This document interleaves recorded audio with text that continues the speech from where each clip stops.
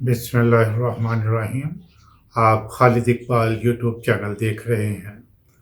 Supreme court में जब कोई वकील किसी जज के सामने अपने मुवक्किल का केस लेकर पेश होता है तो वो जज को यूँ मुखातिब करता है, माई लॉर्ड, योर लॉर्डशिप, ये गुनाह कबीरा है। कैसे? आप ज़रा मेरी बात को पूरी तवज्जो से सुनिएगा। सदियों पहले बरतानिया में जजेस को इन टाइटल से मुखातिब किया जाता था, my lord, your lordship.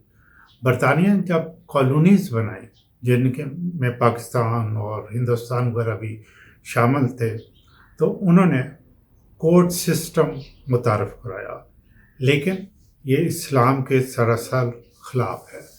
Lord का मतलब है कि जो तख्लीक करता है, यानी खालिक है, जो मालिक है, जो निज़ाम चलाता है।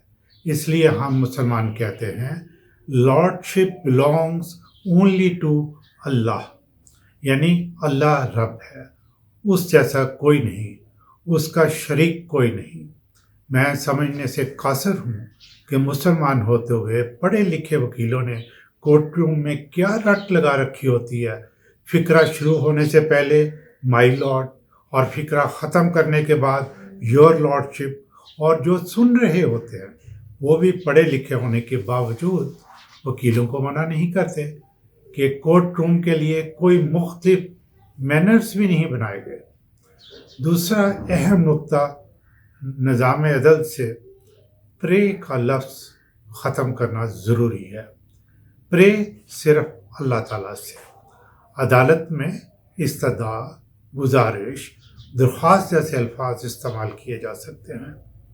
सूरह अल-बकरा की आयत 163 का तर्जुमा मैं आपके सामने पेश करता हूँ। There is no true lord but he, यानी अल्लाह। और सूरह अल-फातिहा, अल्हम्दुलिल्लाहि रब्बिल आलमीन, सब तारीफ़ें अल्लाह के लिए हैं जो सब जहानों का मालिक है। इंग्लिश में तर्जुमा है, all praise is due to Allah, the lord of the words. ये लॉर्ड का वर्ड जो है ये मुसलमान अल्लाह के लिए इस्तेमाल करते हैं। हम मुसलमान हैं और हमारी आला अदालतों में शिर्क का इर्तिकाब हो रहा है। मैं अक्सर सोचता हूँ कि हमारे वतन अजीज़ में बहुत अच्छे लोग भी रहते हैं, इबादत गुजार भी हैं, सदका खैरात करने वाले भी हैं, फिर भी अल्लाह की रहमतें हमसे क्यों रूठ चुकी हैं। शिर्क तो वो गुनाह है जिसकी माफ़ी नहीं। जाग जाएं। इस वीडियो को दूसरे लोगों तक भी भेजें ताकि अदलिया खुद जाग जाए और अपने कोर्ट रूम डिकोरम में तब्दीली कर ले।